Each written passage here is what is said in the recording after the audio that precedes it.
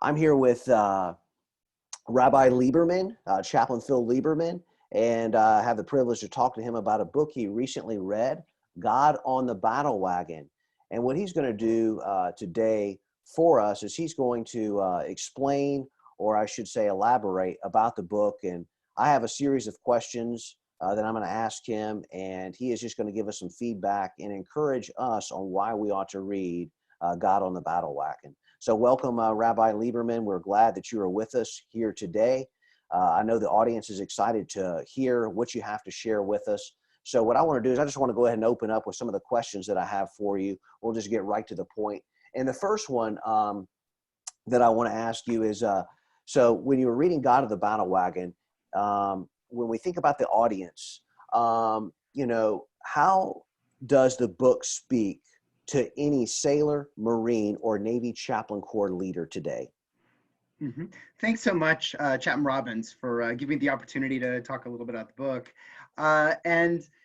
This book was initially written, I think, for a newspaper and published sort of serially. So when it was first written, this was an opportunity for people to keep tabs with their sailors and sea stories from the other side of the world. And I would say that it bears some of that today, right? One thing that in Navy and Marine Corps we love to do is share sea stories, and so that's the first piece. Like, this is sea story material, and it's about the life of the chaplain, and it gives us a perspective on what role does the chaplain have in battle, in combat, in and from the sea, right? So it very much speaks to our current military environment, and so. I think it's really important for chaplain leaders and chaplains to read, because they see the potential for deck plate ministry in moments of really extreme situations in combat. It's important, I think, for the line community as well, because they can see the potential for the chaplain to change the level of motivation in a battle setting to help maintain a sense of calm, and how in moments such as funerals at sea and so on, that the chaplain can bring a real sense of gravity that I think is required to sanctify the moment. So in a sense, part of what the book is about is, an explanation of what it is that, the chaplains can do in, the potential for chaplains to change the life of a ship in combat. Wow. Hey, that's great. Hey, thanks, Rabbi. Now, I'll tell you what, this next question that I have, really, you kind of addressed it with the way you just responded to that first question, but I just want to see if you have anything to elaborate on this next question that I have, and that is, what is this book about, and how does it speak to the culture that we serve today? You kind of addressed some of that to a certain degree already, but is there anything else that you could elaborate on? Yes and no. That is to say, I think the culture is a little different, right? In a way, because as I said, right, the book is written to keep people who are thousands and thousands of miles away, to give them tabs on what is happening on a daily basis on the ship. But our culture, the role of religion in public life has really changed. When Chaplain Claypool, leads services on the fantail, basically everybody in the ship is there, right? And the CO is up there, giving the opening invocation. Right. So, this is something that I don't think that this quite fits, 21st century, religion and public life. Right. We are reaching out to communities in a very different way. For me, what was really touching was Chaplain Claypool's connection with the CO, with Captain Gatch. Right. And so he, really knew intimately what was going on with him. Captain Gatch had, questions about, was it ethical for him to do this or that? And he had an interchange and a connection with the chaplain that is something I think that we all can aspire to. So the culture is very different than the culture in World War II that you see in the book, but that doesn't mean that we can't learn about, as I said before, the value of the chaplain in the life of the ship as a whole, and the types of connections that can be developed. This is real deck plate ministry. Sure. I remember from some of your comments that I read, obviously, your book review, and that there were over 700 sailors that would go to services, and that just blew my mind. Yeah, Out of, I yeah. was like 700 something sailors. Wow, this is incredible. I mean, So it's as I said, like it's a whole different um it's a different world. Religiosity played a different role. There sure, probably was, more a sense of homogeneity. But in our world, it doesn't mean that religious services cannot be vibrant and vital and can't have large attendance, because sometimes they do.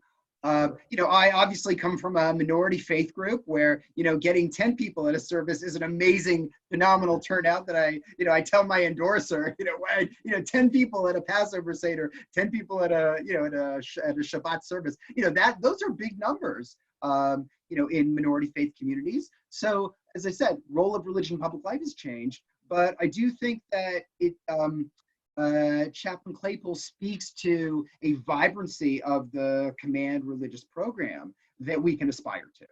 Wow, that's great. Well, hey, thanks. Now, let me ask you this. Now, how would you apply the principles of this book to any Marine sailor or chaplain corps leader? So let me start with the chaplain corps leader. Okay. As I said, right, the real intimate connections are there.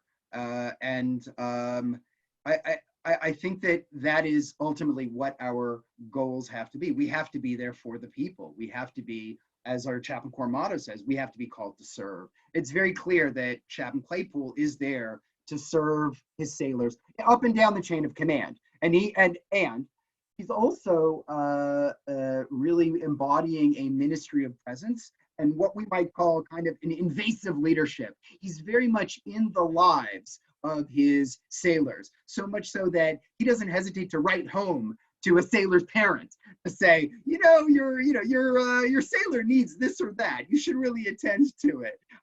And the types of intimate connections are there, and I think that's something that we as chaplain corps leaders need to be thinking about. We need another thing that Chaplain Claypool says is that when sailors come to him for counseling and for guidance, there's the easy answer and there's the right answer.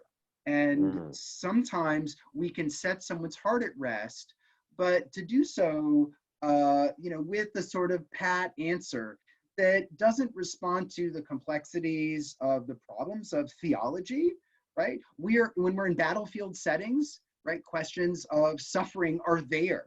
Why did I survive this? Or why did I suffer this when, the sailor next to me did not, right? These are really important theological questions. Now, Chaplain Claypool, in the moment, right, when someone is, dying in a sick bay, right, he can't give a whole discourse, right? And his job is to comfort. But when sailors come to him with complicated theological questions, he takes them very seriously. And I think that's what we have to do as chaplain corps leaders. And I think that's what every sailor and Marine can fairly expect of us, that chaplains are going to respond to the complexity of the problem and take very seriously that counseling and spirituality through counseling in a relationship.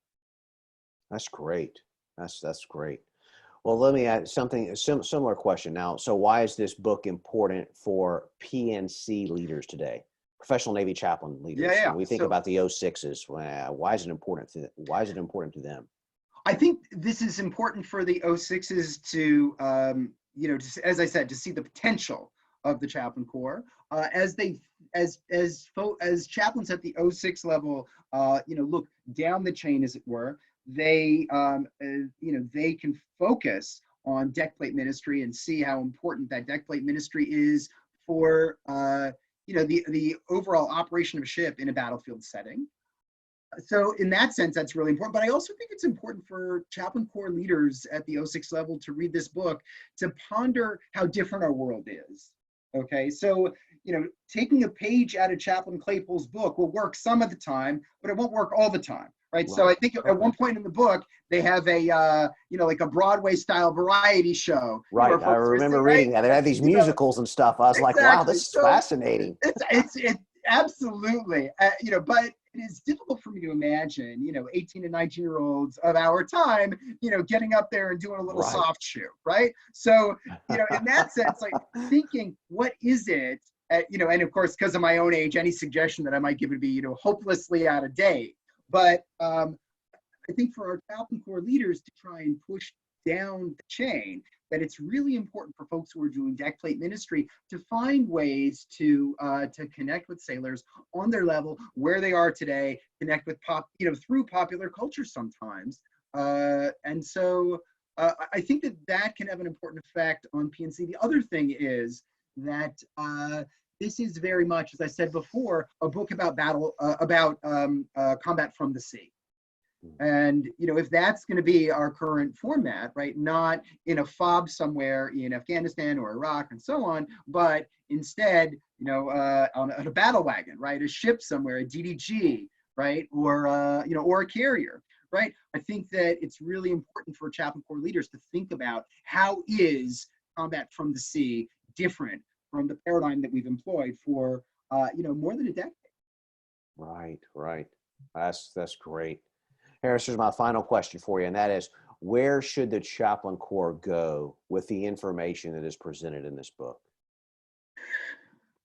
I think that the chaplain corps has to go to their COs with this, right? I think that folks in the chaplain corps have to read that, and they have to read God on the Battlewagon, and they have to think about that intimate relationship that the Chaplain Claypool had with Captain Gatch, and think, how is it that I can be there providing not only command advisement, but also be a spiritual resource up the chain of command, as well as on the deck plates down the chain.